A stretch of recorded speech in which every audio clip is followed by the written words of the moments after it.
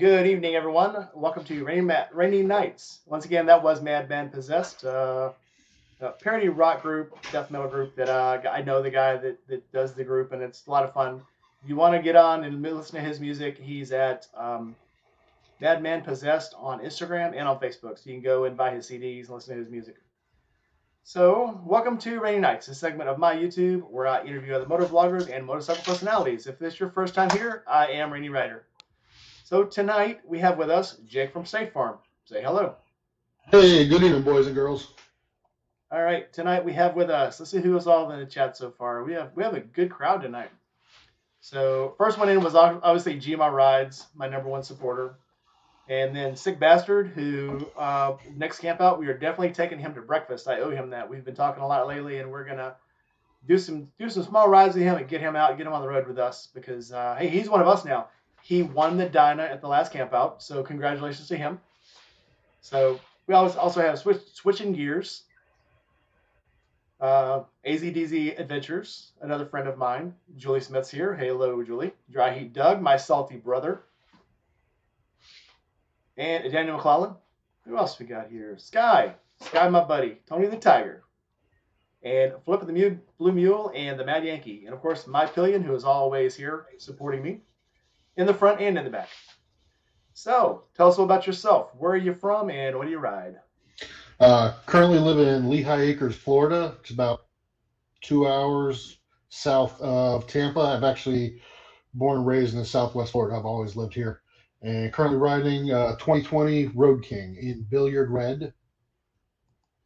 That was in our thumbnail. Very good looking bike. Thank you. I'm not going to say I'm jealous of many bikes, but I love any red bike. And I know everybody says red bikes are bad luck. Green bikes are bad luck. I love them. I love a red and a green bike and a blue bike. I love all bikes. But Just, yeah, I like bike. Very good looking bike. That Road King has been the best thing for me. Sweet. We'll get around to a lot of questions later. Well, we just had Buck Brown, Lost on the Road, Rolling with T-Bone, RE650, my high school buddy. I've known this guy since we were in first grade together. RE650 rides. I got a good crowd tonight. We're awesome. Rolling. So last time I saw you, let's see, we were both slightly inebriated, sitting around a campfire singing. What were we singing? Death metal, Def Leppard. All sea chanties. We were singing all kinds of good stuff. I could not believe those young Thundercats did not know Seven Spanish Angels. Oh yeah, that's right. We did roar that one. Yeah, we had a good time that night.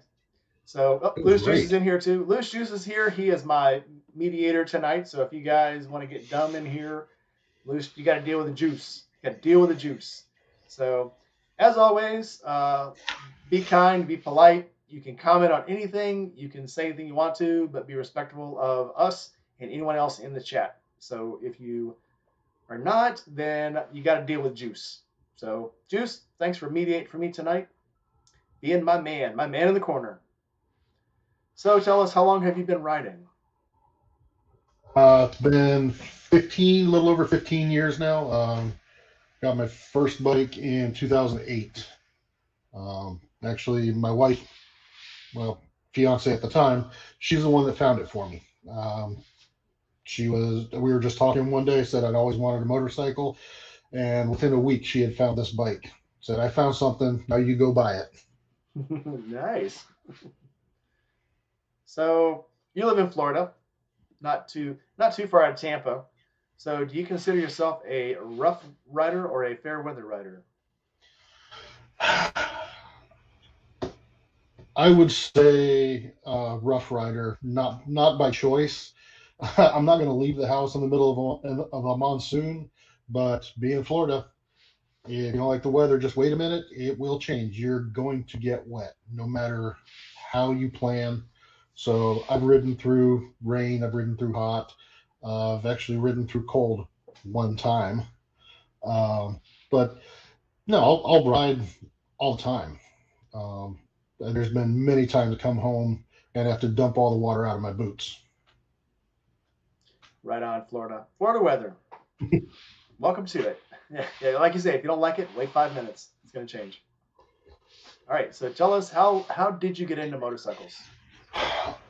Always liked motorcycles. As a little kid, loved motorcycles. My dad worked with a guy who had I guess it was an Evo uh, Heritage by then. Loved that bike. Of course, I'm a child of the '90s, watching Terminator 2, watching that fat boy come off the overpass. That sealed it for me. Uh, my I never got around to getting a bike until 2008, but always liked bikes. For a while, I thought I wanted the go fast ninja kind of sport bike, but once I got older, kind of grew away from that. All right. I'd be remiss if I didn't mention the Seventh Sentinels in our chat now. Also, one of my regulators, if you will. So let me ask you a question. Out of all the bikes you've seen on TV, I've never asked this question in here before. What bike on TV, other than the Fat Boy, do you think is the best, coolest bike on TV? You can go all the way back to the 60s. Have to be the Billy bike from Easy Rider. Dennis Hopper's bike from Easy Rider. I love the flat T bars, the short front end. That is a gorgeous bike. I'm gonna throw out a bike I did not even know was a Harley at the time. I'm pretty sure it probably was a Harley, but the one that Lorenzo Lamas rode in the Yes. Renegade. That was before I knew that a peanut tank could only move you like 50 miles at a time. But when I saw that bike, and I don't know how many of you guys in the chat probably Flip Buck, some of the older people I remember, but the bike he rode in Renegade was a stretched out hardtail chopper, Mhm. and it was the coolest bike ever. And it made being a biker cool, and it also proved you didn't have to be an asshole to be a biker. So be a badass and still be nice to everybody you meet. So That was a good one. yeah, that one for me though made a big impact. So tell us about your first motorcycle. Could be a dirt bike, could be your street bike. What was the very first one you got on and you said, this biking is for me? Motorcycles are for me. That would be well, as a kid, I had a little Honda three wheeler, a little death machine from the '80s, early '80s. But the first motorcycle was the one that Karen had found for me. It was a 1972 Ironhead with the right side shift. Yikes. Yeah, that's what I learned to ride on was a right hand shift. Damn. Um, that bike was a great little bike, except for about every 100 miles, she would throw apart. Something would go wrong with it. So I thought I would fix a bunch of the problems. Turned it into a hardtail bobber. Nice. Didn't fix the engine problems, but that was the first bike I had. I got I, it came originally. It came well. The guy I bought it from had the split tanks on it. Mm. Got rid of the split tanks. I didn't go to a peanut tank. I got a big fat Porkster tank, so it's short as a peanut tank, but Yeah. it's at least double the width.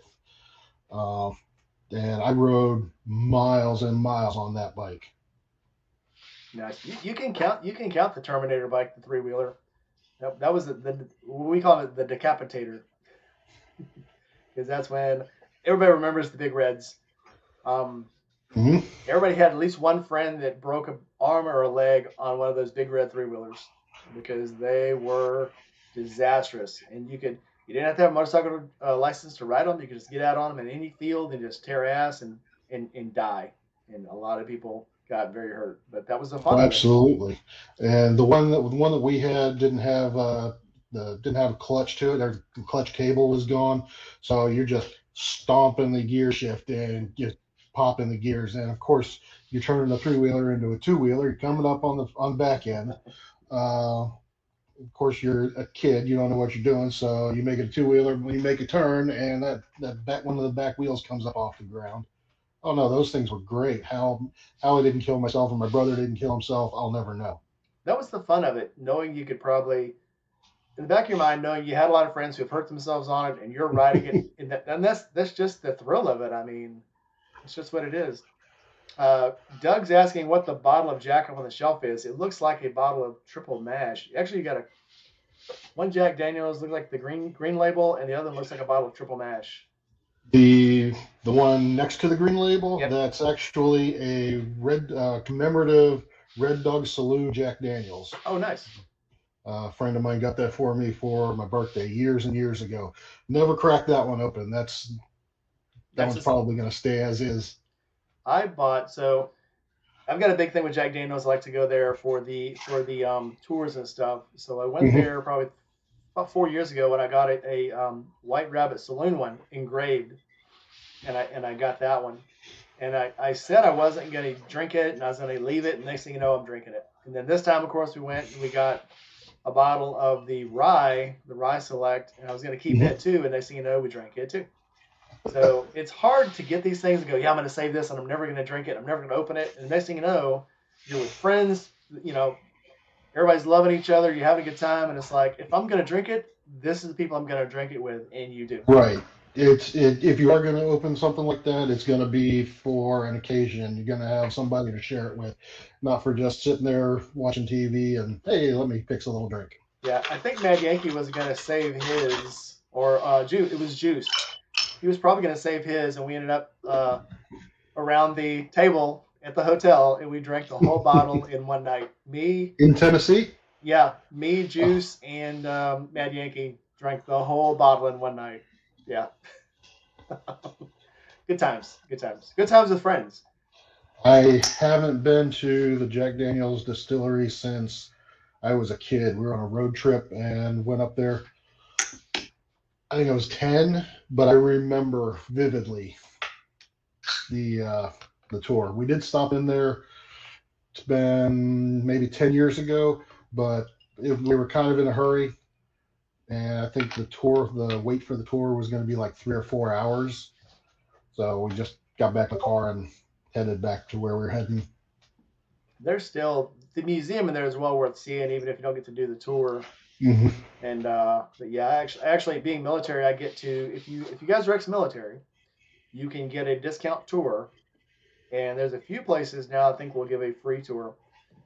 We're trying to this spring. I'm trying to line up a Maker's Mark tour, which is a little bit further north for some people, but it's closer to my friends that are up in the north already, trying to get them down. So we'll have a little fun there. We're just playing. If you guys ain't got nothing to do for in the spring, we'll line it up. And if not, we got more rides coming up. We got more trips coming up. This trip thing ain't gonna stop. I think every year I do more and more weekend trips and try to pack more and more into a weekend. So let's do this. Hey, let's not make this about me. Let's make it about you. Okay. So who inspires you to ride? I'm bad about this, man. I'm sorry. I would have to say, to begin with, like I said, my dad, the guy my dad worked with the Heritage. But currently, it's you and it's Juice and it's guys down here that I ride with. And the more I see everybody on YouTube, friends that I ride with down here, the more I see of them, the more I say, God, I got to get out. I got to ride more. I got to keep going. I've got to go here. I've got to go there. And even if it's just today, I took the Road King and turned it into a grocery getter. Had to run up to the store and just grab a few things. So I try and ride as much as I can. But the more I see of everybody, on YouTube, on the Discord, Instagram, it just makes me want to go farther and longer.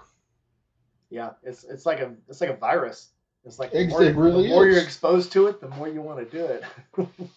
Especially after something like one of the Forgotten Angels campouts, to see some people have ridden from Ohio, ridden from God, Gma, she blew me away with her ride in October. Oh yeah, the animal, yeah. Yeah, that was great. I followed that on Instagram, followed her little shorts on YouTube all the way, and they weren't super long, but they were just little updates. Hey, I did 300, I did 400, I did 500 miles. And God, you're a beast. Oh yeah, she is. Josh Harris just stepped in from JD and the Queens, and Nine Mills stepped in a little bit further back. We haven't had time to say hi yet because I've been running my mouth. But hey, Hey guys, Josh, hey thanks Matt. to the chat. Welcome to the chat. All right, so you've been. Did you get to go on any of the rides out at Forgotten Angels, any of the breakfast rides or the winery ride or anything? No, I haven't been on any of those. Let's see here. I got up a little late for the breakfast ride, or at least for the onesie ride. I Yeah, see everybody coming back. I think next year we're going to try to get more people. This it was like a small group thing because we were like, we weren't sure who wanted to do this, but I knew all of our close friends were crazy enough to do it. And then when we came back, people were like, I didn't know we were having a onesie ride. I would have got onesies. I would have gone to Walmart. And it's like Oh, yeah, next year, I'm in definitely, for it next year. definitely we're I'm doing already it. shopping. And in March it'll be actually a little cooler, so we won't barbecue ourselves trying to ride to the.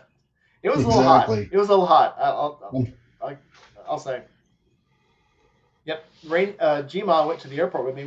We had so many little small rides to the airport, to breakfast. We were running out, for food. A lot of Walmart runs. I think a Walmart oh yeah, run is like a ritual. The first night there, the second day you're going to get the things you forgot. The third day you're just going because it's time to go to Walmart again. But no, I think it was October a year ago. I did go on the Hangover ride with David and everybody. And that was actually a really good ride. My son rode down from Orlando, and he got to go with us on that one. too cool. There were some cool rides. I did the Memorial ride last year, but I try to stay away from the bigger rides because sometimes there's too many people. Yeah. But what's your thing? Do you like small rides or do you like bigger group rides or I'll stick with the smaller group rides, especially smaller groups of people that I know and more or less know how they ride. I've had some close calls, bad experiences on really big rides, like where the cops come in, shut down the intersections, and it's a whole police led, from point A to point B. And there was one time I had a group of tourists from out of the country rented a couple of bikes. They were right in front of me, and they were more interested in waving at everybody and beeping their horn than they were paying attention to where they were going. So I dig I'd it? much rather a small group of people, especially people that I know. I ditto. The worst group ride I've ever been on. I did a beer run one time there. Actually, people got drunk and stopped. But there was one I was doing a toy run in Memphis, and all the people with me were all military guys and ex-military. We were doing the toy run, but there were people trying to cut through our ride, and it's the first time I've ever seen the police actually stop and arrest people and give people tickets for breaking into a motorcycle um, ride. Oh, wow. I've never seen that before. But people were trying to run through us and trying to push people out of the way, and the cop again. So I was military police in the reserves, and so a lot of my friends who I was riding with on motorcycles were also in, the Memphis Police or Shelby County Police in Memphis, and so yeah, they were looking out for us, the cops that were there, because they knew the people that were on the ride. So they were yanking people over. It seems like every 3 or 4 blocks they were yanking somebody over because they were trying to cut in on us. Memphis is a crazy place. It's a war zone. Yeah, I know you've heard people say driving in certain cities fill in the blank is a war zone, but Memphis absolutely is. Was the ride like in the city, in It was town? Yep, it was in. So there's a loop that goes all the way around. Um, it's the 240 loop goes all the way around Memphis and it meets 55 on the other side. Anything inside that loop is inner city, and that's where the ride was. It was from the Marine Corps Reserve Center to the Naval Base, the Air Base in Memphis, Okay. outside Memphis. And so yeah, we were going right through downtown streets in Memphis and back roads, and it was crazy, absolutely nuts. We didn't even get on the highway; it was all Wow. inner city, which should have been safer. Should have been, but it is what it is. Yeah. So you've been riding for, you said, 15 years. There's two kinds of moto meetups. There's the kind that happens every year, and you can almost set your clock by it. Every year you're going to go to this ride. And then Mhm. there's other rides that are kind of impromptu.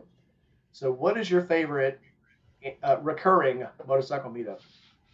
Recurring. Well, I've got to make it to Forgotten Angels every year, just because. Right. I mean, right now I live so close, 2 hours, and I'm there. As opposed to I've seen your rides, your videos you make. Riding from Mississippi to Tampa.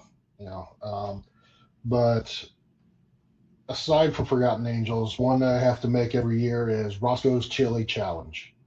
It's in Lakeland, Florida, about 45 minutes from Tampa. This one's been going on for 30, 36, 37, 38 years. It's just an old school biker party, tent camping on site. Actually, you can only tent camp on Roscoe's property. They've got live bands going all weekend, food vendors, clothing and parts and accessory vendors. And the big draw is the Chili Challenge that they've been working this for 30 some odd years. So while they're cooking chili, they've got bike games going on the other side. And once all the games are over, it's time to taste the chili. I've been to this one for the last 5 or 6 years in a row, and I love it because it's always the first weekend of November. So you've got the Halloween weekend at Forgotten Angels, and immediately following is Roscoe's Chili Challenge. That's convenient. Oh, it's great. Cool. Yeah, Buck Brown's, he broke down in Memphis, and I actually went to get him. He said that's one reason he didn't want a chance walking through the airport in Memphis was because Memphis sucks. I actually got to go pick him up. Had a good time. It's the first time I got to meet him. Actually, ever get to meet him at all was he broke down in Memphis with his truck, and I had to go pick him up.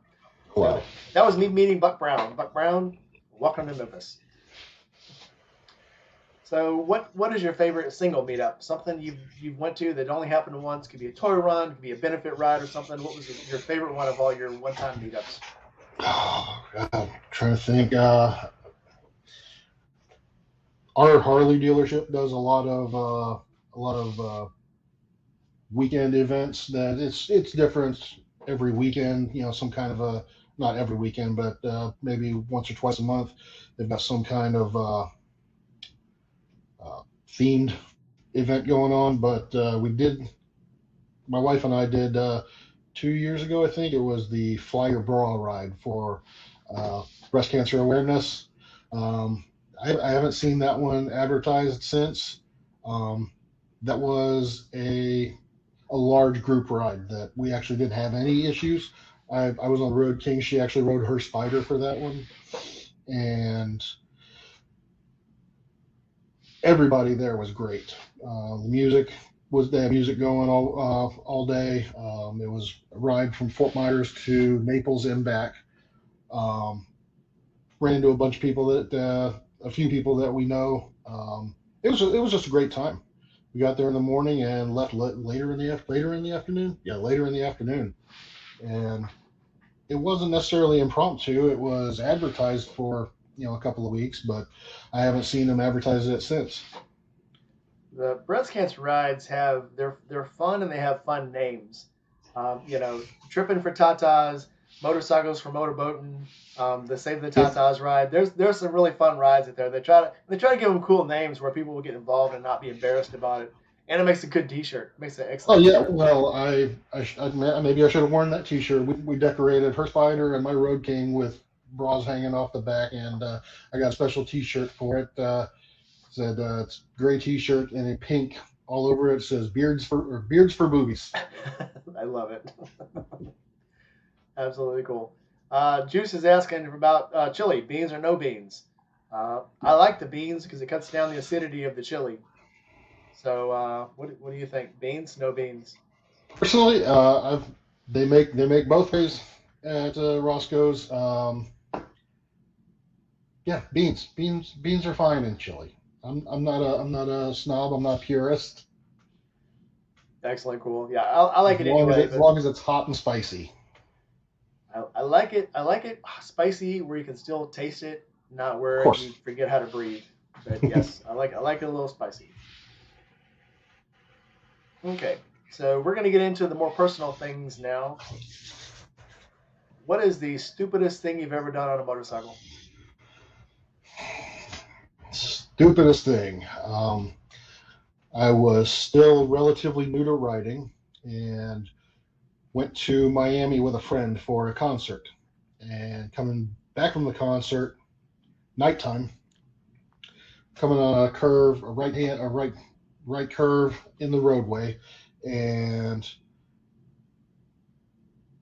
I drifted way, way left. And by the time I realized what I was doing, I was in the oncoming traffic lanes.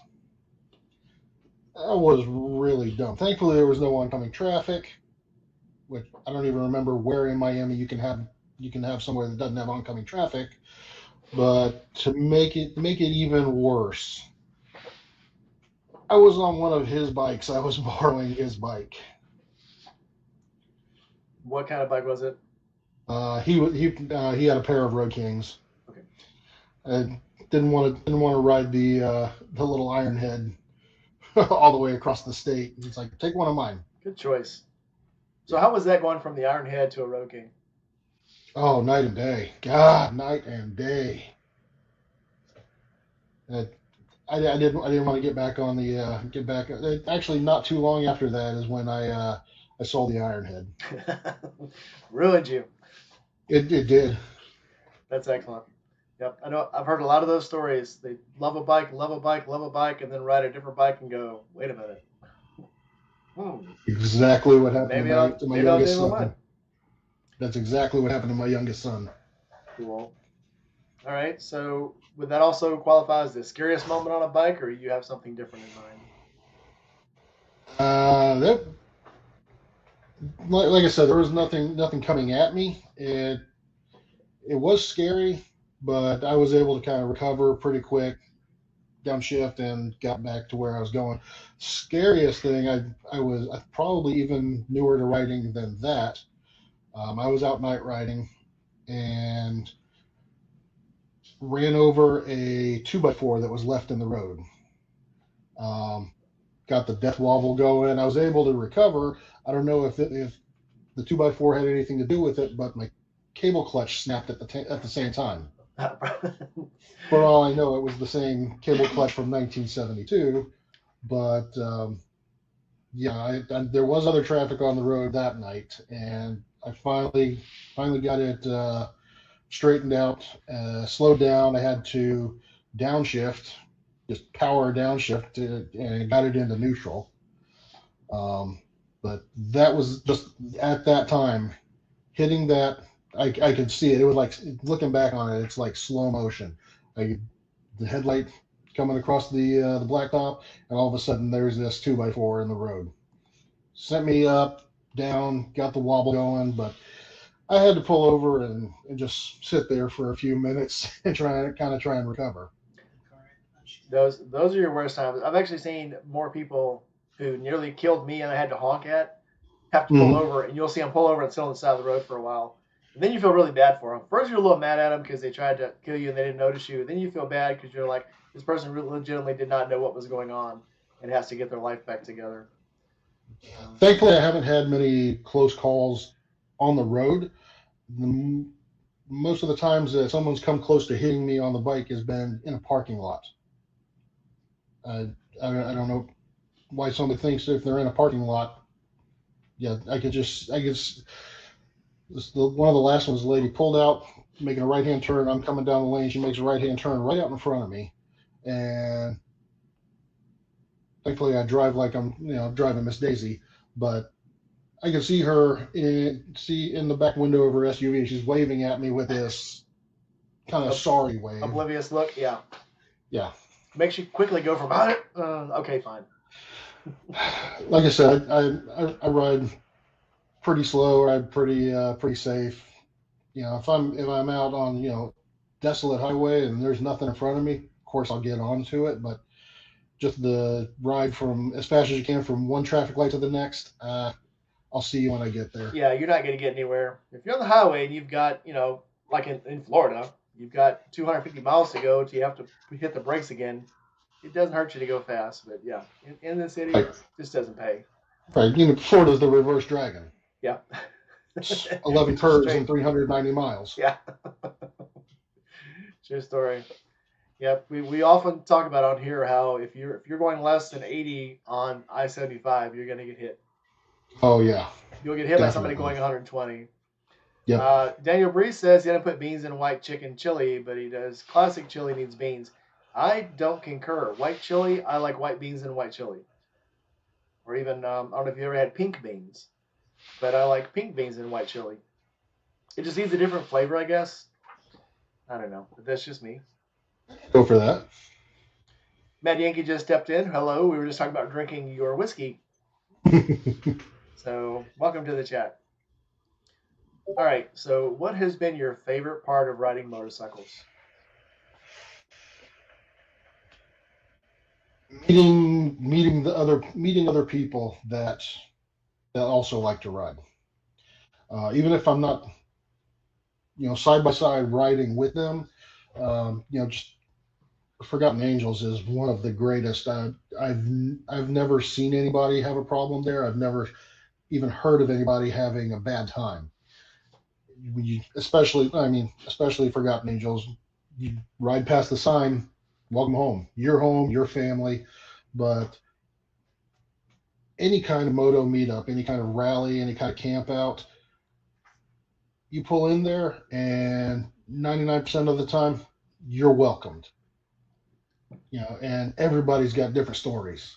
Everybody's got stories about where they came from, how they've been riding, what they're riding, bikes that they've built, bikes that they crashed, Yep.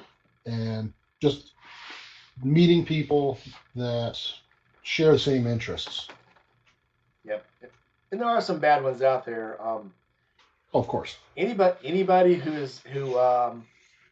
Forgotten Angels is your only moto camp out, it is spoiled you. You're spoiled now. Definitely Because does. uh, I went to the Honda Hoot one time, and I went with four friends. We were stationed in Virginia, and we went to the Honda Hoot. It was in Kentucky. I think it was in Lexington or Louisville. It was in Louisville. And when we got there, for 2 days we were there. But when we left, we were still the only four people that we knew from there.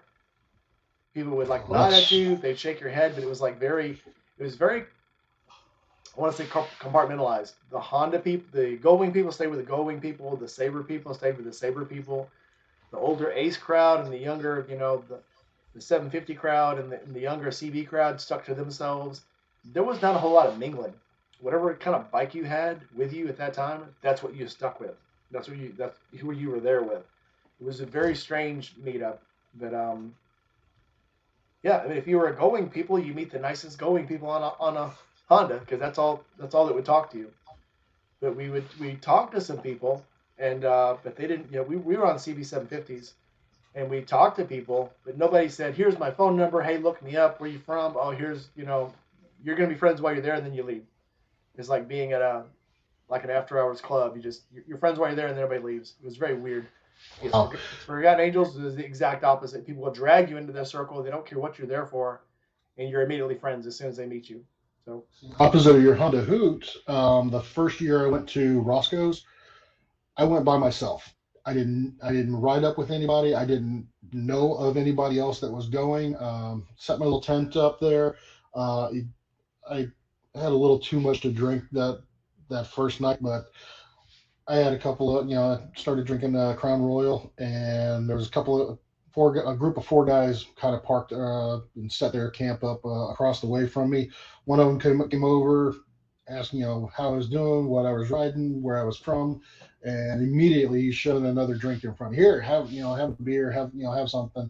And I've still got three of those guys. I've still got their numbers, and ran into one of them at the last Roscoe's and had a great time. So thankfully, I haven't been to something where it's cliquish or people are standoffish. Usually, like I said, for the most part, everybody is very welcoming. yep. Little Sturgis was like that. I literally everybody that you meet there, from the cafe to the vendor booths to walking around the back, everybody wants to talk to you and ask you how you're doing. Let me see your bike. Come look at my bike. Check out this bike. Did you see that other bike? I went with a friend from work, and we just had a ball there. And Carson, the adventure rider, also was there with me, and we just got to talk to so many people. We forget who all we talked to. If I wouldn't have Yeah, recorded a lot of it, and I recorded a lot of it for YouTube from August, but so many people, and everybody wants to talk to you, and everybody wants to get you something. Side story: the Mexican restaurant there had a margarita booth running, and they said they sold more margaritas in that weekend. It was a 4-day weekend. They sold more margaritas that weekend than they had the 2 or 3 months before, just Wow. out of their little booth. So it was a lot of fun. Now It's that's Little Sturgis where? Mississippi. It's Okay, yeah. Sturgis, Mississippi, and it's at the third weekend of August. It is very hot. I will warn you in advance, but it's a whole lot of fun. And there's plenty of frozen drinks to go around. So come on up. It was a good time. I might try and make that one. Absolutely. It I'll was fun. be up in Alabama by then. It'll be a much shorter ride. I'm good. Third weekend of August. I'll put it on the calendar now. Yep, I got to meet the mayor. We became friends. I became the honorary mascot for the day. It was really cool. If they'd had a golden key to the city, they probably gave it to me. It was just really weird. But once they found out I was making a YouTube video, they're like, "Yeah, we really want to get this back on the map. We want people to know about this. Come with me. You got to meet the mayor." They said, "No, I'm Okay. meeting the mayor," and she's driving me around. And so the campground is they've got all the vendor stuff in the front, and the booths, and the meetups, and the restaurants and stuff in the front. But if you go into the back, that's where they have the campground, and they have the games are all set up there. They have bands playing in the back. They have lots of other things for the kids set up, and little sports things off to the side. It was a lot of fun, and I think it was $10 or $15 for the weekend to camp there. That's it. And Great. you get a wristband you set up. She said next year it might be $20 for the weekend. Shit, I mean, some of these places you're going to pay $30 or $40 to get in for a day. Yeah, So, I think Roscoe's is for the weekend, Thursday to Sunday, is 50. yeah, and that's still not bad. For a 3-day, 4-day event, that ain't bad at all. That's great.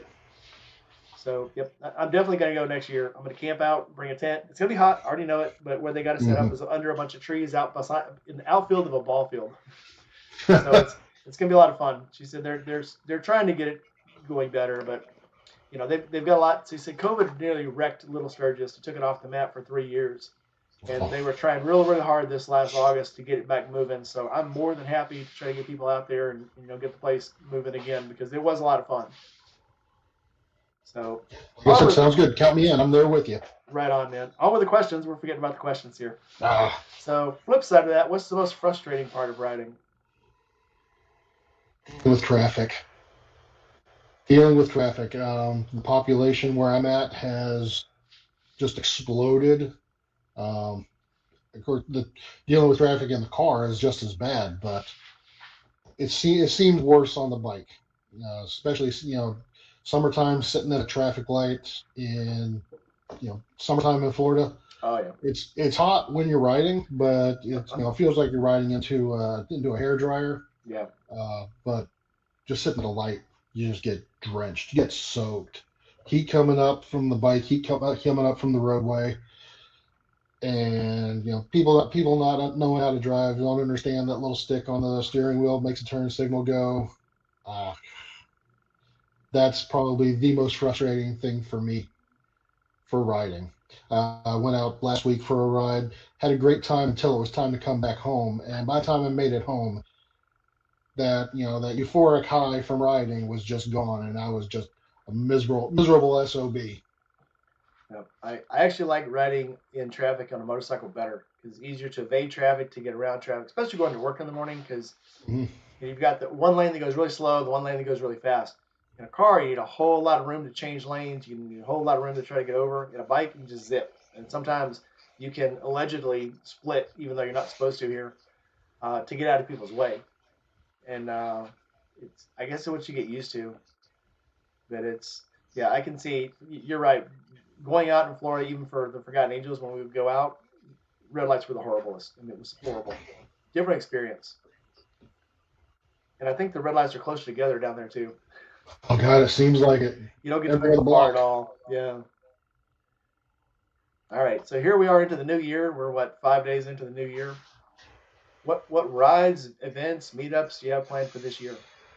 I want to make as many Alabama bike rallies as I can. Alabama, it's not an official sponsored group or anything. There's 4, 5, 6 property owners around the state, and from the end of February until Halloween, right into the first part of November. There's usually at least one rally, one camp out going on every month. Some of the rallies they do 2 or 3 times a year, but I want to make as many of those as I can. I want to get to Little Sturgis you were talking about. I want to make it to the Maker's Mark uh, run, and the plan is just longer rides, Yep. more longer rides. Working down here, I get a weekend. I may make it across the state. I may make it to somewhere as far as Lakeland, Orlando, something like that, and set up a tent, have a good time. And you look at the time. It's like, oh shit, I got to get home. I got to be at work tomorrow morning. Oh yeah, But I want to go longer rides. And plus, it doesn't help that it takes 8 hours to get out of from where I'm at to 8 hours to get out of Florida. You got to ride 8 solid hours yeah, just to get out of the state. yeah. I forgot how long Florida was, and it seems like it's longer on a motorcycle. So I used to be stationed in Orlando, and Mm-hmm. I'd only gone home from Orlando twice, and I was in a car. When I started making the Forgotten Angels trips, was the first time I started riding it on a motorcycle. Right. And I was like, I forgot how far it actually was to go down. And even down to Tampa, you're still only halfway through Florida. So it's like, what the hell? Yeah, because you get through the Panhandle, you got to go all the way across, and then you got to go all the way down again. Oh yeah. So Sick Bastard said he's in Gainesville now. Hey, nice. So yeah, it's funny how small your world gets when you start making these rides and these meetups and going to these campouts and getting on Instagram and getting on YouTube. You just meet so many people and find out that they're not far from you at all. Right. Yeah. You know, just some of the camp out, some of the events that I have gone to. I mean, the guys I was telling you about, giving me shots and giving me beers at in Lakeland. I rode back with three of or two of them. One of them lived just north of where I'm at, and one of them lived just south of where I'm at. So we all rode up there separately, and we all rode back together. Yeah, Chris Large only lives 15 minutes from me, but I've Oh, met him. nice. I've met him in Memphis once and seen him down in Forgotten Angels 4 times, and then once at Land Between the Lakes. So I've seen him 5 times on motorcycle trips, only one time in person in Memphis. So it's insane. I guess you make time for your motorcycle trips, so you have actually more time to spend. And when you're home, you're living the home life, work life, and you just don't have time to get out and do things. So maybe that's a reason. You have to actually plan things out. You have to okay, this day I'm going here. I'm gonna meet up with these people, and it's nice when it's just a chance meeting. Yeah, yeah, it is kind of funny. I was talking to him my first Forgotten Angels trip way back, what, March before last, and we got talking to him, and they're like, "Oh, you should talk to Chris. He's from Memphis." And I was like, "You are?" And he goes, "Yeah, I'm from Memphis." And I was, what? So man, we get back, we're gonna have to meet up. We're gonna have to go someplace and do things. And I got back, never called. I'd see him on Instagram all the time, see him on Discord and stuff, and then next thing you Yeah, know, next time I see him, we'd be in Florida again. So it's really crazy. right. It's funny. You got to ride 600 miles to see somebody that lives 15 minutes from you. Yeah, no kidding. But that's how life is sometimes, right? Yeah. All right. So you've had a couple of bikes.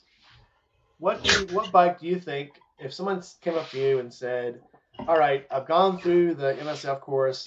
I'm done with this 250. I'm ready to move to something better. What kind of bike would I get? What kind of bike should I get?" What would you tell them?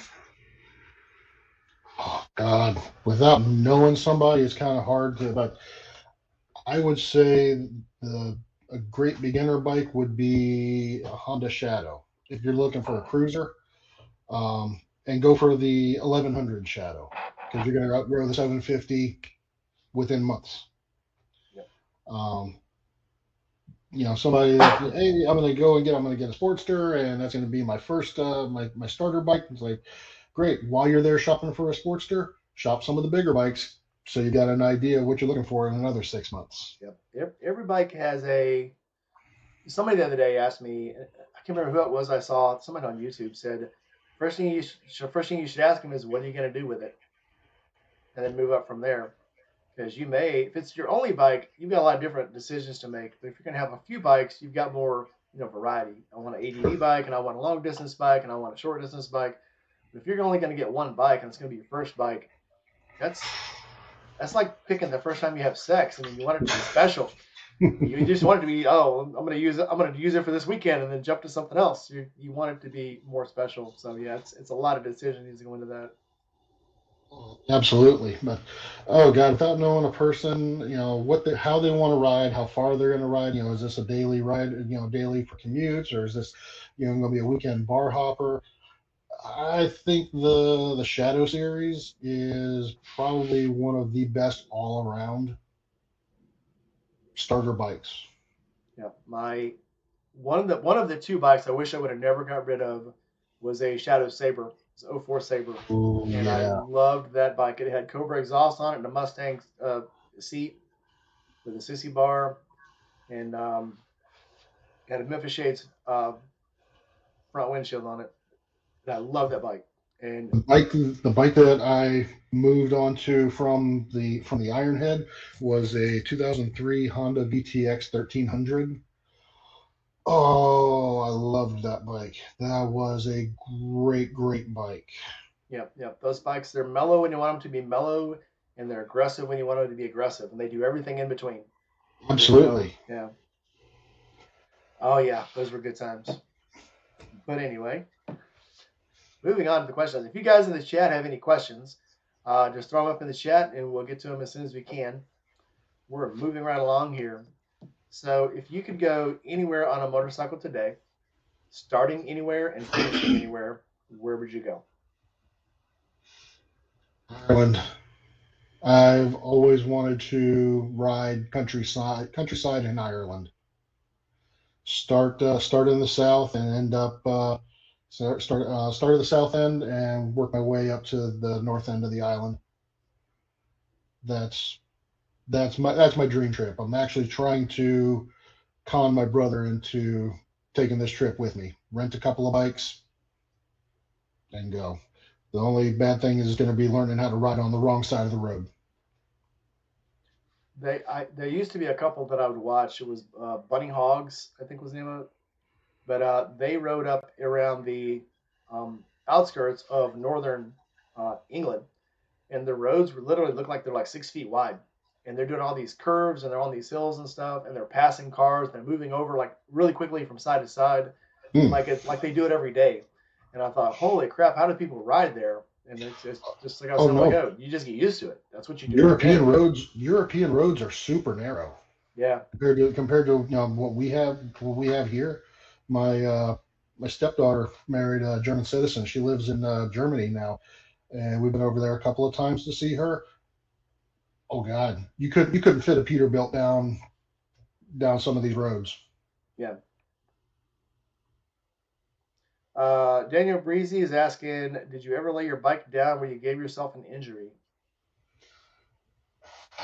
Not really an injury. The Road King I have now, I rode up to my dad's place in Alabama, and I rode through the rain. You'd be proud of me. I am proud of you.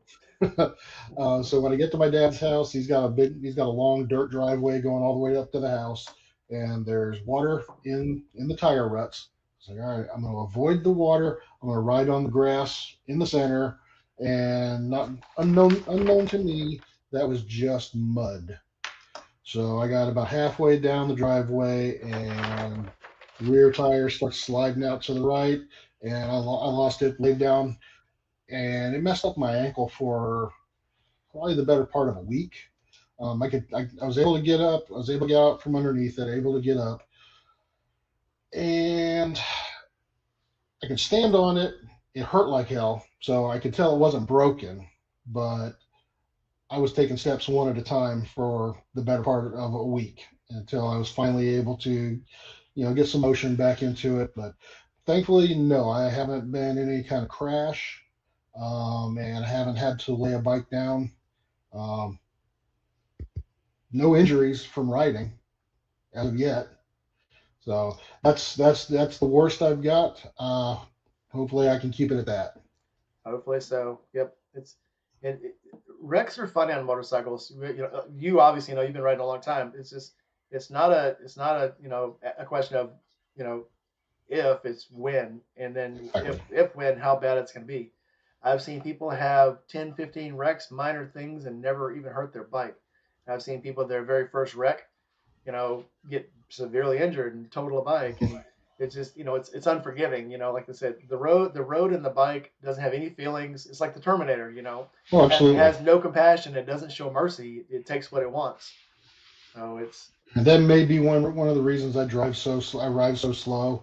Um, some people learn just from because their I'm injuries. Yeah, yeah yeah.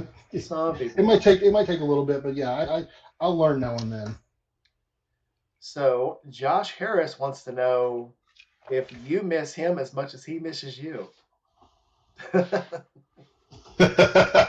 Absolutely. Love you, buddy. Absolutely. Me and him still need to go. We were supposed to do a tequila tasting sometime. I think I need to go. I need to go see him to do his interview. We're gonna do it in person. So Oh, okay. I've done one on the website. I've done one on here, but I think next time I think we need to actually do a face to face interview and do tequila testing. That would be awesome. Sounds like a fun time. You're invited. Why not? All right. If you could tell a new rider one thing that you had to learn the hard way, what would it be? Hmm. Thing I had to learn the hard way. Uh, well, going back to riding into oncoming traffic lanes in Miami, especially if you're a new rider, slow down, practice, practice your slow speed stuff. Go out to a parking lot, watch Phil Zilla, get into some of the slow speed riding classes. Because everybody can go fast in a straight line, but the more you practice the slow stuff, go out find an empty parking lot and ride in between some lines until you can do it with your feet on the pegs, not putting your feet down, not dragging your landing gear anywhere. Practice, practice, practice. That's for a new rider. That's my advice. Practice. And I had even this military here knows it. So if you operate a motorcycle on base, you got to do a motorcycle course every 3 years. Wow. So I did the basic course first. Next time I went, I took the advanced course. Then I took the cruiser course, and then I took the sport bike course. And then the next time it came up to, they didn't have the course I wanted, so I had to take the basic course again. So the basic course the first time back in 1991, I took their bike, which was at that time they were riding the Honda 250s, the old Rebels. Yep. Everyone after that, I rode my own bike, whatever I was riding at the time, and it was so weird to get off of my bike. The fifth time I had to do it, get off of my at that time I had the RT 1100 and get on their Mule Blast, and I thought I'm gonna blow this thing out of the water. It's gonna be so easy. But because it was not my bike and I wasn't used to it, I had to apply all those fundamental skills that was natural to me before. I never even had to think about them. Now I had to think about them. You had to stop it. Oh God, what did they tell me years ago? Oh I had yeah. to, Now I don't have a bike that has 120 horsepower. Now I have to actually feather the clutch to get it to turn in slow speed. What's that mean? Yeah, it's even going back and forth between my BMW and the Sportster. They operate absolutely differently, and how you turn a corner and how you do a tight box and how you do a U-turn are absolutely different. So my last instructor told me do the hard stuff. Always do the hard stuff. If there's a hard way to try to turn, do it that way. If you find yourself in a parking lot and you need to do a U-turn, do it without putting your feet down. Do it the hard way because that's what you learn from. So if you find yourself and nobody else in the parking lot, do a couple of donuts, do some figure eights, do the tightest turn you can, do a turn to lock with one hand. Practice it when nobody else is around because you never know when you'll need that skill instantly and have to apply it. And you don't want to take time to think about it. You want to be able to just do it. So and the muscle memory. yeah, build that muscle memory. So sometimes we were talking about stopping earlier. I remember one time when I was a young rider and I thought I knew everything. I got scared on the bike and just tried to put my feet down, and I was still doing about 45 miles an hour. I forgot the bike had Ooh. brakes. I was just trying to whoa camel whoa, the old Yosemite Sam thing. God, whoa camel whoa, and you forget things. Your muscle memory isn't there yet. That's when you realize you don't know as much as you think you do. So, absolutely agree. Exactly right. Yes, Philzilla is awesome. Concur 100%. So anyway, from that, yes, even if you've been comfortable on bike for years, take the refresher courses, do the refresher courses. You'll thank us later. Do those things. Yeah. Phil Zilla does a lot of cool stuff on his channel. I like to watch and then go out and try to do this stuff myself because again, it's things you don't think about. It's like, oh, I haven't done that in a while. Oh, let's do that. Oh, let's do that. Yeah, use that stuff. Love empty parking lots. Love empty parking lots because, I mean, even if you don't have cones down to make markers, you can still, visualize a figure eight. You can still visualize, going in and out of a box. I saw this on somebody's channel, but Jerry Palladino was doing a training where they're in an empty parking lot and they were using 2 parking spaces on that side, 2 on this side, and then the end of the parking lot, and they were doing the cross. So you do a right, you turn into the 2 blocks, you turn up, do it on the left into that one, go another, do a left into that one, and do basically just make a big cross. And it seems like it's going to be easy until you apply it all together, and that's when you realize again, there's more shit I have to learn. Excuse my French. It's easy to make a right turn and go. It's easy to make a U-turn and go, but trying to put everything into all at once. Yep. No. Absolutely nuts. All right, your next question. What is one thing people may not know about you? For the last 6 years or so, 7 years almost, my wife and I have been working with a boxer rescue for dogs. We ended up adopting a boxer. It's Boxer Rescue Angels of Florida. We ended up adopting a 3-year-old boxer at the time. He's now turned into an old man, and I think he's already gone to bed. But we have fostered a dozen or so dogs for this rescue, temporary foster to get them adopted out. And it's been one of the most fulfilling things I think we've done. We haven't, thankfully, we haven't gotten attached to any dog that we've had or that we've fostered. We did end up adopting one. She came to us and she was already a senior. She was already 12, I think, 11, 12, 13 years old. And she had medical problems. And after having her for 6 months or so, our dog attached to her, we couldn't get rid of her. We ended up adopting her ourselves until she passed earlier this year. But last year, Boxer Rescue Angels of Florida, great organization. Happy story standing. But I love it when a senior dog gets a happy end of life because they don't always. She moved into this house and immediately kicked me out of my spot on the couch. Did you really mind? No, she was a really, really great dog. Yeah. She really was. And actually, I'm still sitting in the new spot. I haven't taken over her spot. Yeah, it's hard sometimes when you lose a pet. No matter if they're big or small, they all take up a big space in your heart. So yeah. Absolutely. And I told my wife, I said we adopted one. We can foster. We can't adopt any others. We can foster. This house isn't big enough for 2 dogs and a foster. So I think that's what kept her from wanting to adopt any of the other fosters prior. But no, she was a great dog. And like I said, we've probably had a dozen dogs come through here, and it's not us. Some of these dogs are shut down, abused, neglected, and it's not us that brings them around. It's our boxer Dyson. He's the one that brings them around, brings them out of their shell, and teaches them how to be a dog again. And so these dogs have all gone on to have great lives, great homes. We still get updates on most of the dogs that we fostered. Yeah, every animal we've had has been a rescue. So even that thing back there. And yet she will take any spot she can in the house. But she likes my lap. She likes my pillow. And if this door's open in here, she'll go jump on that. But yeah, Dyson, he's 85 pounds and thinks he's a lap dog. my dog's like that. He or she tries to get up. She weighs 85 pounds and she sits in my wife's lap Oh constantly. wow. If my wife's not moving, she wants to be in her lap, Yep. and she makes room for her. So it is what it is. Uh, so Two Goon and Bleak has both stepped into the chat. I was gonna say Sentinel has a cat.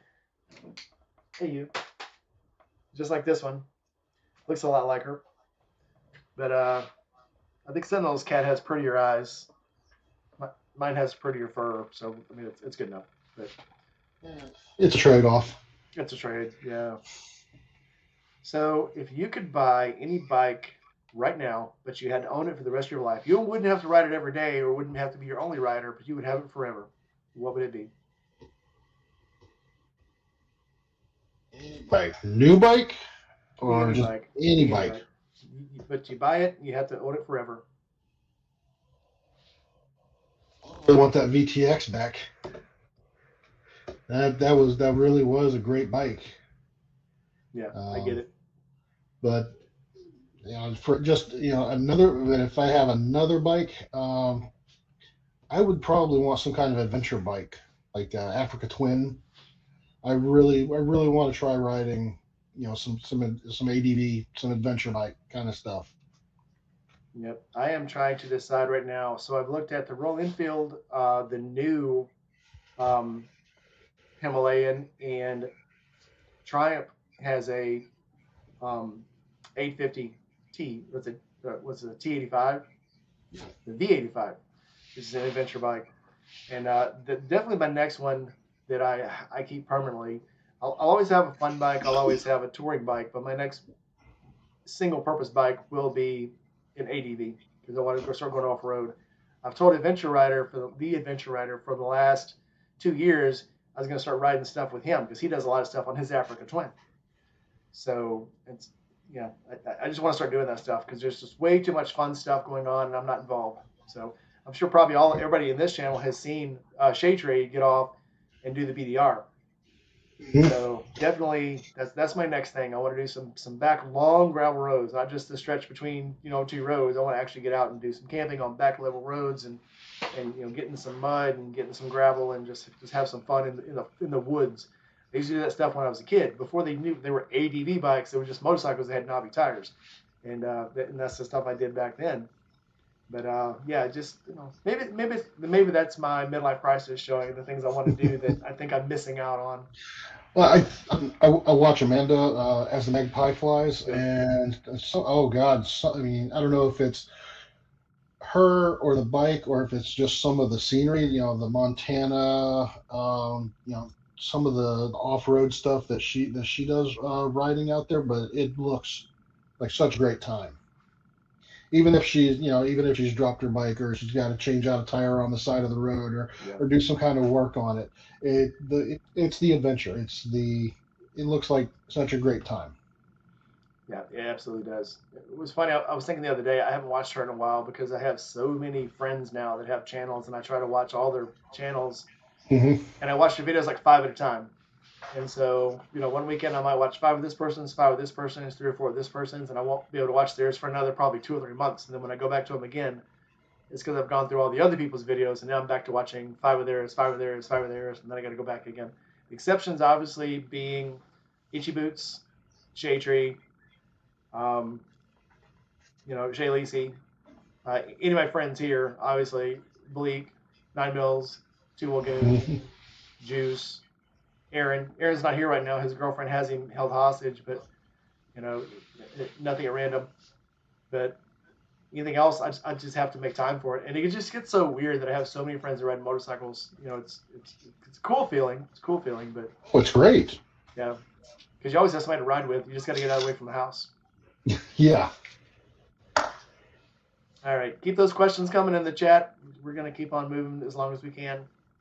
So, flip side of that question, what bike would you ride once, knowing that once you got off of it, you could never get back on it? But it could be any bike. And we're talking about the extreme bikes. We're talking about a GP bike. We're talking about You know, some Keanu Reeves type bikes. We're talking about the big 350 LS motor. You know, from Boss Haas. What bike would you Hmm. ride just once? If it's just the one time, I want to ride the Bat Pod. That's the first time I've heard that one. It's a functional motorcycle. I want to say it's steered with hands and feet at the same time. It's the craziest thing. Because I mean, going to Forgotten Angels, everybody's saying, "Here, take my bike for a ride. Go around, go down, down the road." I don't think anybody's going to show up on a Bat Pod, Probably not. but that would be if that was the bike I could only ride once. It would be that bike, I think. Okay, that's a good answer. I saw one of those in a video here a while back. Somebody had built one, and it looks like the scariest damn thing to ride. And it's one of these guys. He built it to ride. He does children's hospital visits, and Oh he yeah. pulls up on that bike, and I'm thinking, to be a kid in that hospital when that thing pulls up and you're looking out your window, it's got to be cool. Got to Is be that cool. called Masked Heroes or something like that? I Where think. they all dress up? Well, I know that's one of the things, yeah, because I've seen obviously sometimes even Johnny Depp will come with them and stuff, but they have a Spider Wow, Man, they have that's a Wonder great. Woman, they have Superman, they have Batman. It's and I love reading stuff like that. I saw I'm sure things. those kids would go crazy to see Batman ride up on a motorcycle. Oh yeah, absolutely nuts. I actually tried to get into the children's hospital here, and you have to go months in advance, and you can't tell them when you're free. They'll give you a date to come to Wow. just show up, you know. But it's hard to get in those places, but man, it's just so rewarding. It's too cool. All right. Well, they still schedule like Easter Bunny runs and toy runs Oh too. yeah, Okay, yeah. They'll but do so for the one here is it's the Shriners Hospital. mhm. The Danny Kaye Hospital is here. So and then they also have the Lebaner. Lebaner does just runs. They don't they do a lot of motorcycle stuff, but the Danny Kaye Hospital here actually will do ride throughs. So you can actually ride your motorcycles through the front lobby, not the front lobby, but the actual loading area. Right. And the kids like to look at the motorcycles and stuff. So pretty neat. Again, there's a waiting list for that too because they only let so many in. So it's crazy, but it's cool. I mean, I want to get involved in stuff like that. So flip type of that question. What is a person that you would like to ride with? Present or past, famous or infamous? Who would you like to ride motorcycles with, and why? Man, I'm gonna say Keanu Reeves. I know you're trying to get him on Yeah, just because he is such a gearhead. He is such a moto nut. Um, I would want to ride with him to see if I could get con him into letting me ride a couple of his bikes. I don't know if he's going to let a fat guy from South Florida jump on a multi-million-dollar ride, but I just as he's been riding forever, he's so heavily involved in so many things, so many bike events and charities. I think he would be a cool guy to go ride with. oh yeah, and I Go think ride, go go ride ahead. somewhere, grab a beer, grab something to eat. Just a short ride, but I'm sure he would bring the coolest bikes. He does Uh, have some cool. Obviously, he builds cool bikes, but yes. he owns a lot of cool bikes. And there was a thing on YouTube. It was him and the guy that he runs the company with, the guy that builds the models and puts the bikes together. And I just thought he's showing his way through there. He's of course he's got a Vincent. He's got a Vincent 52, which is everybody's the Black Lightning. Oh wow. And then he's got some matchlesses. He's got obviously a bunch of his own motorcycles, the Arch motorcycles, but he's got just everything in there. But I would want to ride with him, not because somebody else in here said they want to do a MotoGP rider and they want to ride with Valentino Rossi and they want to ride fast and it'd be cool. Mm, He would be on the other side. He would be the guy who would ride somewhere because it's cool to ride and he enjoys to ride. He'd drive probably I can see him probably driving at a modest pace over the speed limit, but somewhere where you can enjoy the ride, not where you can do 100 miles an hour around curves. Right. He seems like that kind of person. So seems And very, and very awesome. separate from motorcycles, I've seen some of the uh, posts or stories or about him. He generally seems like a down to earth, cool dude. Yep. We've Um, we've all seen his little thing on a million times on YouTube and Instagram where he says, "I could never be where I couldn't ride a bike because riding motorcycles keeps me sane. I couldn't be a person who doesn't ride motorcycles." And I'm like, "Yeah, that's me. Absolutely. That's me. Yep, yep. It's something we got wrong with us up here. It's so wrong. It's right. Yes, yeah. I could never imagine. I ride year round.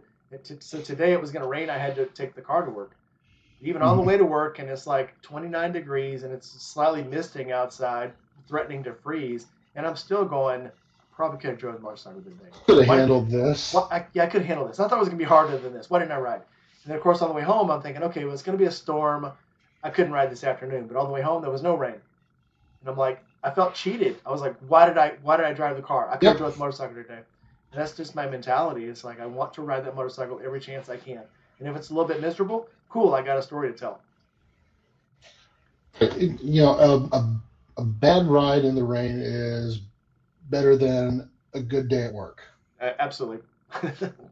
Yeah, you only get cold when you stop, so don't stop. Yeah. Well, I don't know. The coldest I've ever been on a bike. It wasn't raining, but it was 46 degrees outside, and I was only wearing a mesh jacket. It sneaks up on you sometimes. Yeah, well, by times 60 miles an hour, it did feel pretty cold.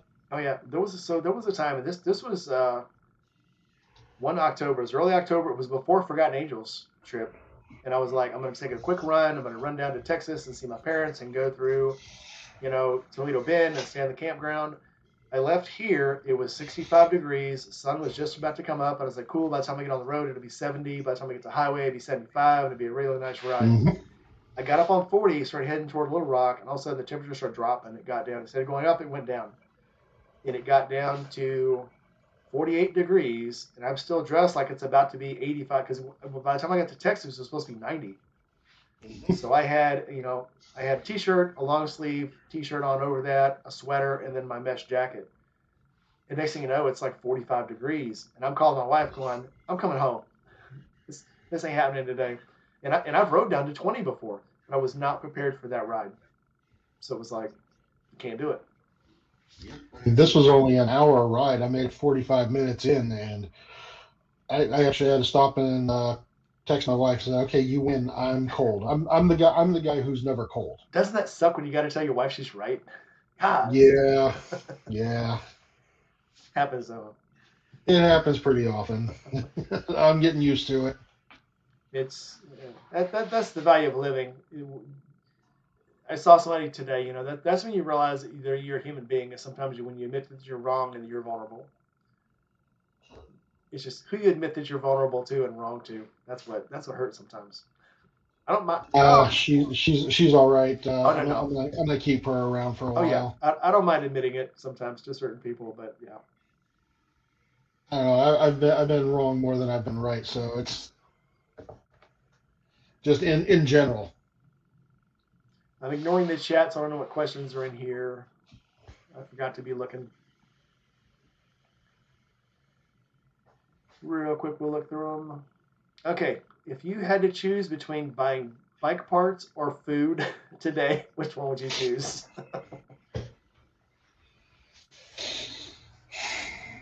I would probably go with the food just because I don't do a ton of work on that bike. That my Road King is mostly stock. I haven't done a ton to it. Most everything is bolt-on parts. I've changed out all the lights to LEDs, but I've still got the stock hand grips on that bike. I'd rather ride than work on it. It's not even a split camp. It's not like there's one side or the other. There's just like so many overlaying, intermingling, how much you'll do to how much, and that's good. That's what's cool about the bike culture. You don't have Mhm. to do everything yourself. You don't have to totally let someone else do it. there's a whole lot of in betweens, and there's lots of limits to what I will do and what I won't do. So yeah, nothing wrong with that. I could probably go without a couple of meals just to get new tires on the bike, but that's about it. I'm only giving up a couple. They're with you. All right. Dry Heat Doug again is asking, do you do the repairs and maintenance on your own bike? Not on this one. Actually, just had the 25,000 mile service done at the dealership. I am now my VIP service has now expired, so yeah, I'll probably be working on the maintenance stuff myself from here on out. Right on. I try to convince everyone to do as much as you can on your own bike just to find out about it. You know, and Yeah, again, we all have our limits. There are some things people aren't comfortable with. You know, mechanically wise, I'll tear to anything on the bike. Electrical wise, I'll do. Once we get into electronics, I'm like, yeah, this is someone else should look at this. yeah, somebody that understands it a little better than me. No, I worked on the Iron Head. I worked on the VTX. I had a Kawasaki Vulcan Vaquero that I did some of the work on myself. But no, I think from now on out, I'll be doing the general regular maintenance myself. I have to answer somebody really quickly. Of course.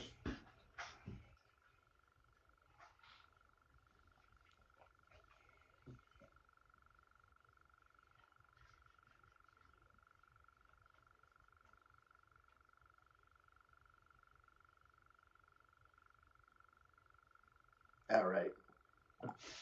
So what other questions do we have? Oops, I just clicked on the wrong box. So people in the chat now are talking about what the different temperatures are. It's 47 in Tacoma right now. Oh, geez, it got stupid cold today here. Again, I left this morning and it was about 29 degrees. I got home. It's supposed to warm up. It started raining and then it got back down to 40. Now I think it's like 37 or 38 now. Very, very, very uncharacteristic, but that's what it's been lately. It just gets cold, it gets hot. It gets cold, it gets hot. And right now we're cold. Thankfully, we've been pretty steady. It looks like it's 67 here right now. It was up to mid 70s earlier today. It's actually with the sunshine. Like I said, I rode down to the grocery store earlier, and with sun shining on me, yeah, it felt a little warm. Yep, I do like sunshine. That's 100% the difference between riding at 40 is if the sun's out or if the sun's not out. Yeah. Absolutely. That ride I took where I only had the mesh jacket, it was overcast. It was cloudy. So and it had rained the night before, so everything's wet. So it's cold, it's wet, it's overcast. The only thing that could have made it worse is if there was a downpour. I like riding when it's raining when it's warm. It feels kind of comforting. So we got one more question in the chat. Someone's asking, what is the longest one trip ride you've ever taken? That's from Buck Brown. It's the same ride I've taken twice a year for the last 4 or 5 years, from my driveway to my dad's house in Alabama, 630 miles. Right, 632 miles, something like that.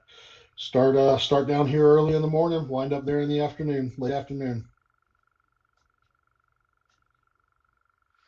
And what's that trip like? So what time of the year do you take those trips? Usually spring and fall. Okay. There's sometimes I've taken it in the middle of summer, because I'll go to some of the bike rallies in Alabama while I'm up there. I've taken it when it's nice and cool. I've taken it in the middle of summer when it is balls hot. Yeah, it's like you know how it gets in October at Forgotten Angels. It's just as hot there. I'm sure you get the summertime heat in Mississippi. Yep. It gets hot. Where Mrs. State Farm came up for one of them, and she slept in the car with the air conditioner running all night. Well, all right. Yeah, yeah. Everybody that comes to Little Sturgis, just warn you in advance. It was in excess of 100 degrees when we were there. We just kept in the shade a lot. There was a point I thought I had stepped in gum. I'm like, who the hell's throwing all this gum on the ground? There's so much gum on the ground. It was the sap dripping from the trees collecting in the grass. Yep. And stepping into it, it was like gum. It was freaking nuts. But yeah, there's a lot of sweet gums there. And if you have never been, we had a lot of them in Texas. Sweet gums make a lot of sap.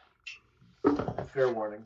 Yeah, some of the pine trees down here do the same, and you'll see it just running down the side of the tree. All right. What is your toxic trait? Toxic trait? I don't even know what a toxic trait is. A toxic trait is something that you do that does not bother you at all, but other people go, "Oh my god!" It could be you're too vain. It could be you check your watch too much. It could be you say yeah too much or but, or it could be anything. Or like, I don't know. I don't know. I say awkward shit at inopportune times. What's wrong with that? I thought that was normal. I didn't realize that was a toxic trait. I was a sailor for 20 years, so yeah. Normal to me. It keeps. I think you got to know your crowd, but yeah, I think that's when you know when you're with your people. If you do things that other people would think were absolutely nuts, and the people around you start, egging you on because they think it's awesome. That's when you know or they'll start doing the same thing. Yeah, that's when you know you're with your people. Yes.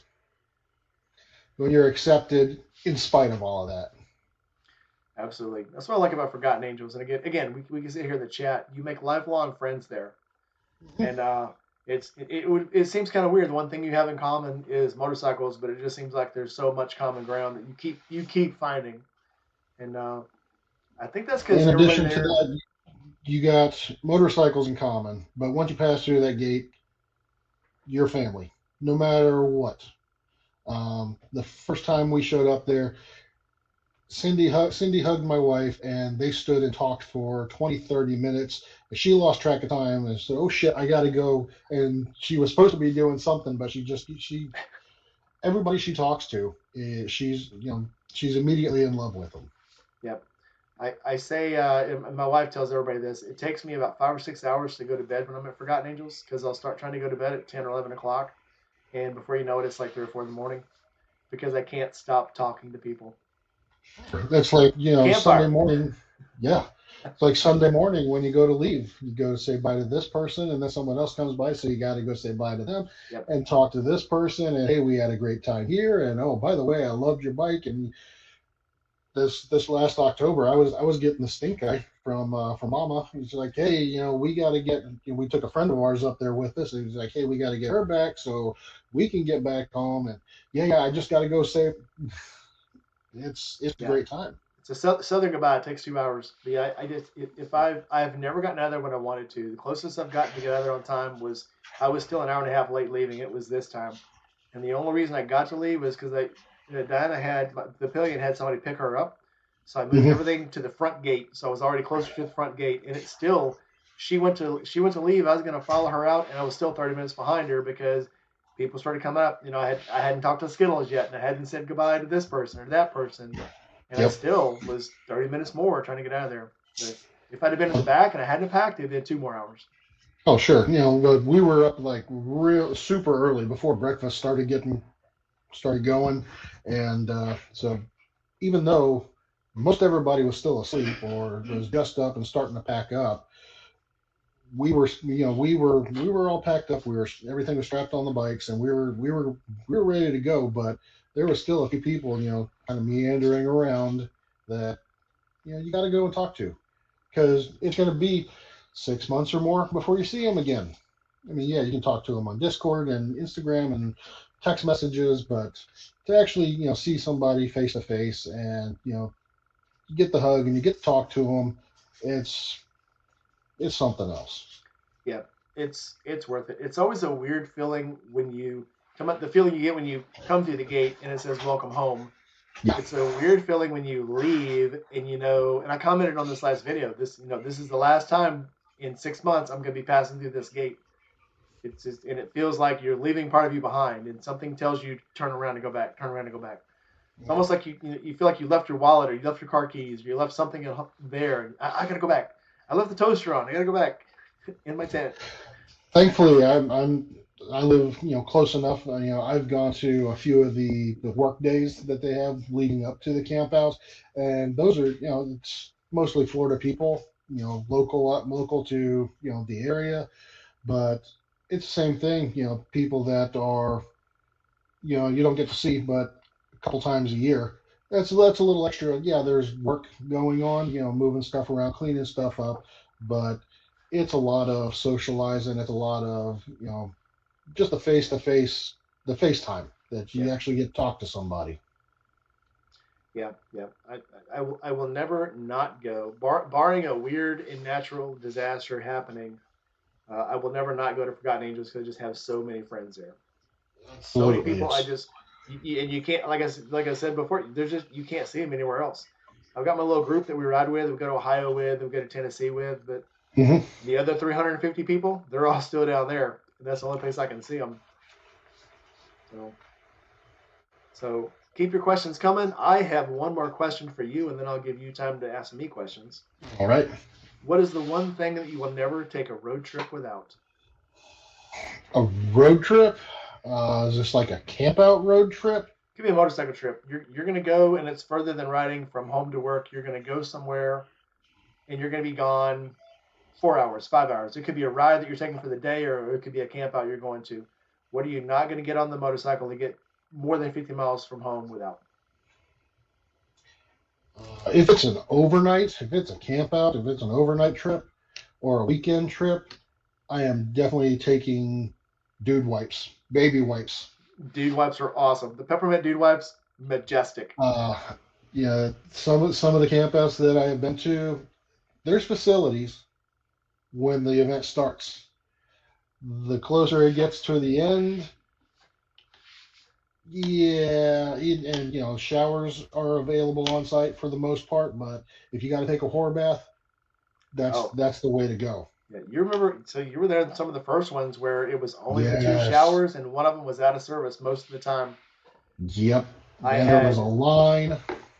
I have Germex, I have baby powder, I have alcohol wipes, and I had dude wipes. Yes. And that was all my shower. The baby powder is good for getting the oil out of your skin and making you feel like a human again.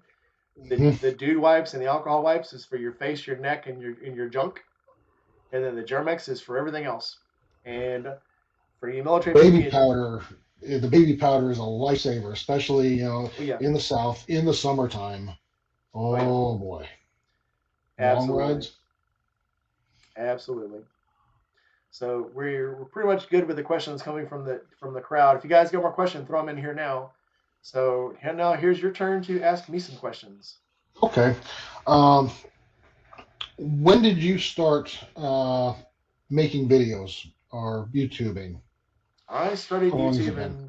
So I started YouTubing right before I got my BMW, and it was basically because I started making trips, and my family was like, "Well, what are you doing? Where are you going? What did you do?" And it was an easy way to just keep in touch with family and friends and go, "Here's what I'm doing. Keep up with me. Here I am." And it turned into something else. Then I started doing the Forgotten Angels, and then I was like, "Okay, I'm gonna make it." Probably 3 months when I decided I was gonna go to Forgotten Angels, I started making videos around town, around Memphis, or Mississippi, and it just grew from there. And then I started meeting people down there and asking dumb questions because I thought, well, I'm gonna ask people dumb questions on YouTube. And then that turned into, and it started with, where are you from? What do you ride? I was asking probably the first video I made in Forgotten Angels was I'd ask probably 20 people a day, where are you from? What do you ride? And it was really short. People would take anywhere from 10 seconds to a minute, 2 minutes to answer. But a few people answered 15-minute long. So I'd say, who are you from? Who are you? Where are you from? What do you ride? And why are you at Forgotten Angels? And some of those answers were 15 minutes long. And I'm like, I need to do more with this. I can do more with this. So, and that evolved into the interviews like this. I've like I said, I've watched a ton of these. I love them. They're So I fun. mean, some of them get a little long, which looks like we're running, you know, running some time too. There's still But 20 people here. They must enjoy it. So I guess either that or they fell asleep. they all miss each other. No, no, the comments are pretty active. People are having a good time. Okay, excellent. Good, good. Have you ever been, since you live in the South, have you ever been to the Barber Motorsports Museum? I have. And stupidly, I thought we're going to ride down there in a day. And we're going to get there about noon or so. And we're going to see the Oh whole place. Yeah. no. We got to see about a floor and a half, almost 2 floors. And I was like, it literally we got there like right after noon. And I think they were start pushing us out the door at like 4. And Yeah. I'm like, I missed so much. So definitely there'll be a return trip. One of the trips I take this year will be to Barber, even if it's a weekend trip.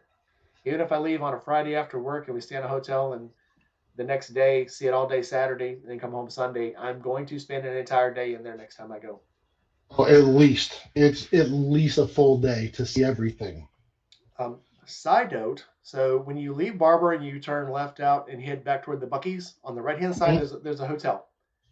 In that hotel, in the lobby, they have motorcycles, classic motorcycles in the lobby. There's probably 5 or 6 of them. When I pulled up on the bike and I asked the guy, I was like, you mind if I park my bike under the awning? And he's like, you can pull it into the lobby if you want to. And I'm like, no, because I'll probably hit one of these other bikes and I'll probably total it. So it was, if you've never been in that hotel, I think it was a Radisson or a Hilton. It was a Hilton. Okay.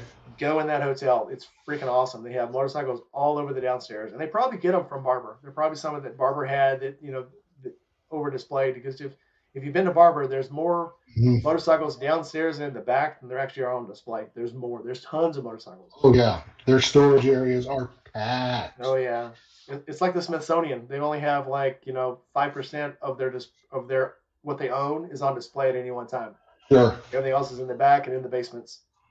But, well, update your list with Barber this year. Barber. somewhere in between Maker's Mart and Little Sturgis, you fit a Barber trip in. It'll be somewhere between. I'm still trying to decide if there's going to be one before this year's Forgotten Angels. It's just something. And Barber's only 3 hours away, so think of what a nice weekend it'll be before Forget. Because that's what I did in 2022. I went 2 weeks before Forgotten Angels. I went to Barber. So maybe I'll do that again. If it turns out to be a nice March, maybe I'll go this year before Barber, a couple weeks before Barber. Okay. Yeah, so if I can make that, if I'm up there, if I moved in and everything is set, because Forgotten Angels is the St. Patrick's Day weekend this year. Yep. I think, and I don't know what the actual number of dates are, but I know it's always St. Patrick's weekend and a Halloween weekend is always the camp out. So anyone's ever wondering, it's always on those weekends.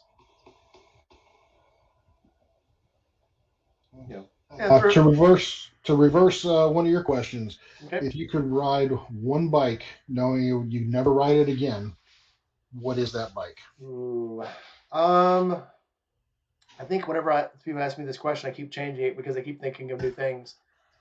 Probably just because of Mad Yankee, a 1952 Vincent. Not because it's fast, not because it's reliable, just because I want to ride the bike. Because if anyone's ever heard the song Vincent, 1952 Vincent, it's everyone says, anyone who's rode a Vincent, it says it has a heart of its own. It has a soul. And there's more bikes like that have that, but it's something you have to feel for yourself, I guess. I can definitely see that. I've seen pictures, I've seen videos of that motorcycle, and that's a work of art. Yeah. I mean, you could say that about pretty much any motorcycle. If it's got 2 wheels, an engine, and a gas tank on top, it's a gorgeous piece of art. Yep. But I mean, there are some that are right up, like I said, the Billy bike. Everybody loves the Captain America bike. That's the Easy Rider bike. I love the Billy bike. I never go with the flow of everybody else. Yeah, I'm always just a little bit off kilter. The 1952 Vincent, the Billy bike, those are works of art. there's only one bike that I've ever rode that I would not want to ride again, and it had a soul, but it was a black soul. It was an evil soul. It was right after I graduated. I was looking. I eventually bought a Yamaha 650 Turbo. The bike I rode before that was a Kawasaki 750. It was the Widowmaker. And the bike, I swear to God, the bike is shorter. The wheelbase is shorter than the bike is tall. Oh, wow. And that bike, as soon as I rode it down the street, came back, went to turn and take off again, and I gave it just a little bit too much throttle and blipped the clutch, and it stood up and went straight through a ditch and over a barbed wire fence. And I had a guy help me get it back on the other side, and I was like, no, thank you. And my friend said, I want that bike. And I said, you can have it. All yours. You can have it. I am never getting on it again. I broke a mirror, and I told the guy that I paid to replace the mirror, but my friend wanted that bike. He's like, just give your friend the bike. He's going to buy it. I said, okay. So, and I went on and got the Yamaha 650 Turbo, which was actually a tamer bike. So, yes, it was a screaming mama, but it was fun to ride. But yeah, that Kawasaki. Thanks.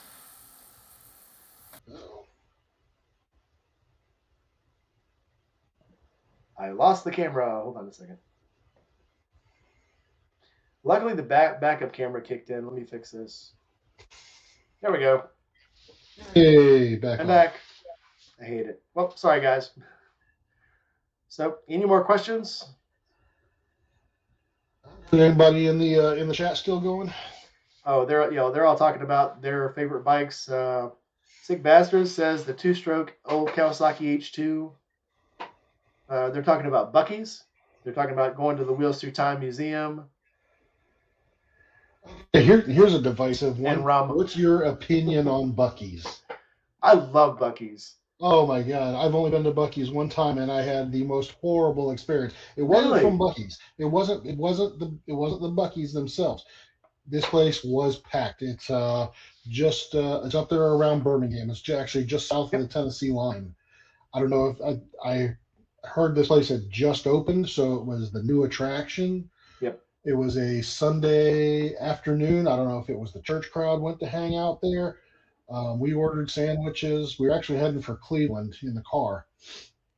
And we ordered sandwiches, and I don't know to this day if those sandwiches ever got finished. We waited forever. It was a novelty then. That's the one by Barber. I will give them another chance. I will honestly give Buc-ee's another chance. I did not have a great experience. Yep, that's the one by Barber. So it's I love it there. The thing I like about Buc-ee's being a motorcyclist, especially when you're driving or you're riding in the cold, is their bathrooms. Their bathrooms are literally like little bedrooms. They're completely walled in, a full door, and there's hooks all around the inside of the stall. That's nice. So you can take off all your clothes to go to the bathroom. You take every layer you have on and hang it on the wall. There's a place for your helmet and everything. And then the food is good. I've heard people complain about the price of the food, but when you compare it to a real sandwich in a fast food place, it's not gas station food. It's good food. So, and they have everything you would want.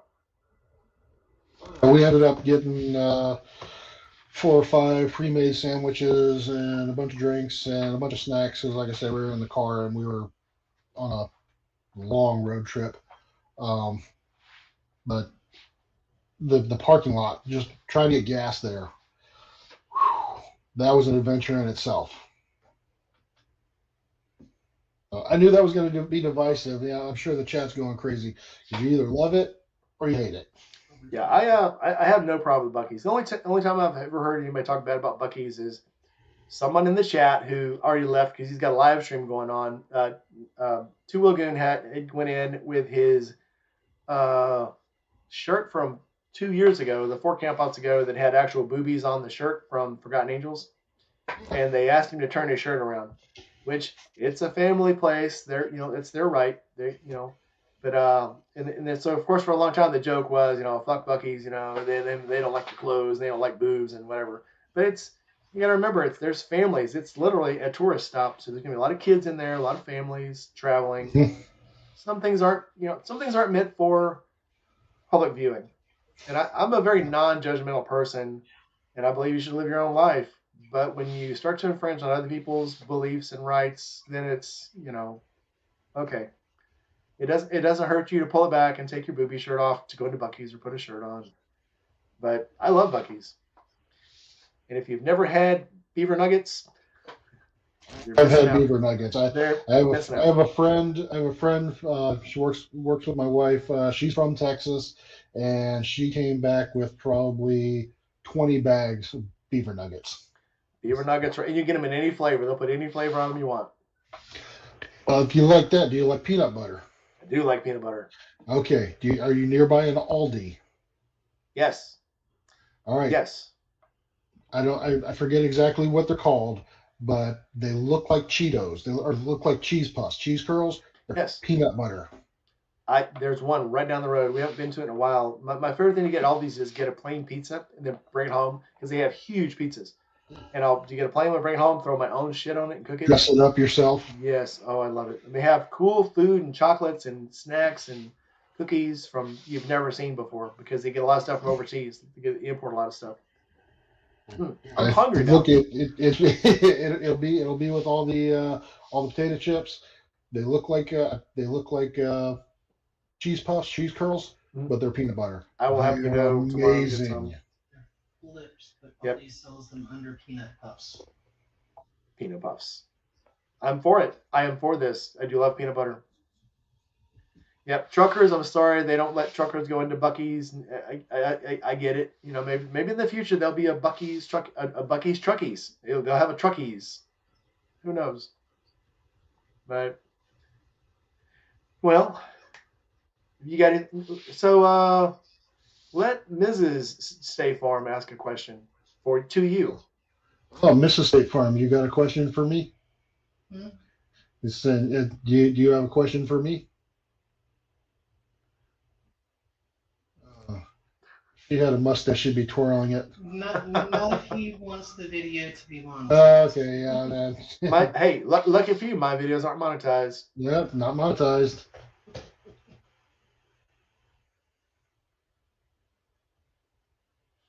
What do you really think of my Can-Am? What do I really think of her Can-Am? Oh, it's not good to be you. Politically correct bullshit that you put online. The review. No, actually, Bye, Desiree. Thanks for coming in. The review of her Spider that I did.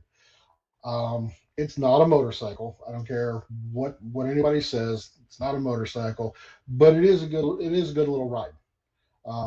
We actually had to go pick her bike up from getting serviced yesterday, and it's stable. It essentially it's like riding a road legal ATV is what it feels like. It's got a 1330 engine. It's got enough ass to get up out of its own way. Big windshield on it, sends everything right over your head. She's got the full entertainment, the radio, Bluetooth, everything with it. It's, saddlebags. She's taken it to Forgotten Angels 2 or 3 times. She's taken it to Roscoe's Chili Challenge once. She's actually rode from here to her mom's in Tampa on it. She's got an issue with carpal tunnel.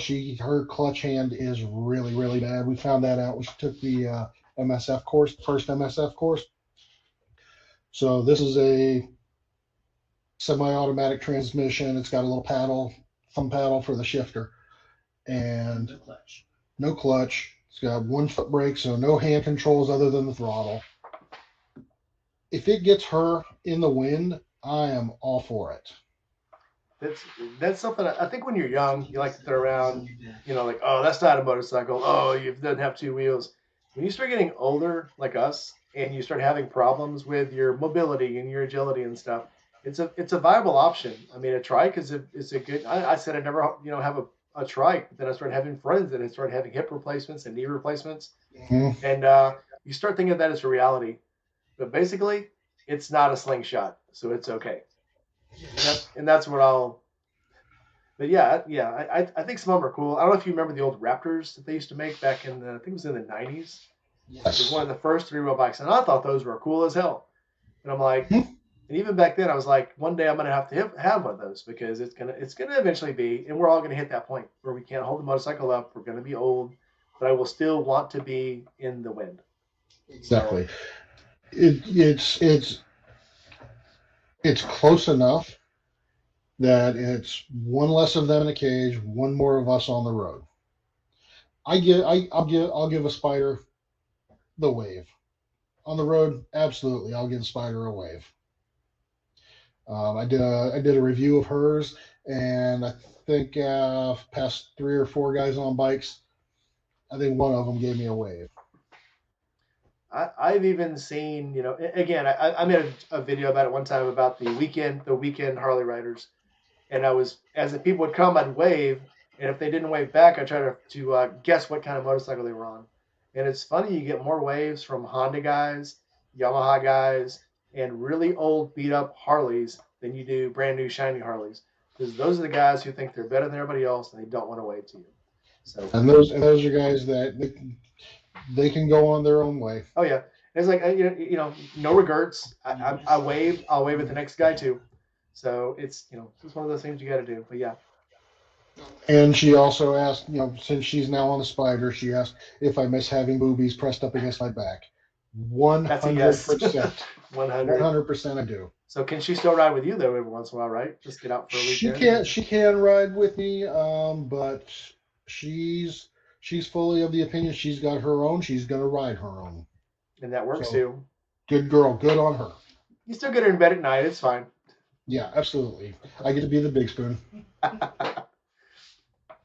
Sometimes it's fun to play Little Spoon, but less productive. Yes. All right, we're going to go ahead and bring this to a close. So tomorrow night, 6 o'clock, we've got Lost on the Road 21. And if you will switch over right now to Sue Lagoon, I believe has his going live. I thought his wasn't going to come on until 8 o'clock my time. It was actually 8 o'clock his time, and he's East Coast. So we're going to go ahead and drum it out. You got any closing remarks for us? I'm hoping to see a lot more of everybody on the road, at a camp out, at a rally, sometime coming up this year. If you're on the fence about wanting to go somewhere, make the plans. October, St. Patrick's weekend and Halloween weekend, Forgotten Angels. Other than that, get on the road, go make some memories, go make some great times. Right on. Jima, I do not have the link. Does anybody? I was gonna get Goon to give us the link before he switched over, but I guess he's already switched over. So I guess you're gonna have to just look it up, Two Wheel Goon, and go over and say hi to him. Before everybody leaves, make sure you hit the like button, like, comment, subscribe, hit that bell, and if you've got time, come back for tomorrow's. It'll be 6 p.m. Central Time, 7 p.m. Eastern. And I will see you guys tomorrow. Let's see if I can find us some music to bring us back on the road. Thanks for watching, guys. Love you. All right, guys. You can stay on, and I will be right back to you. Nope. Bye, guys.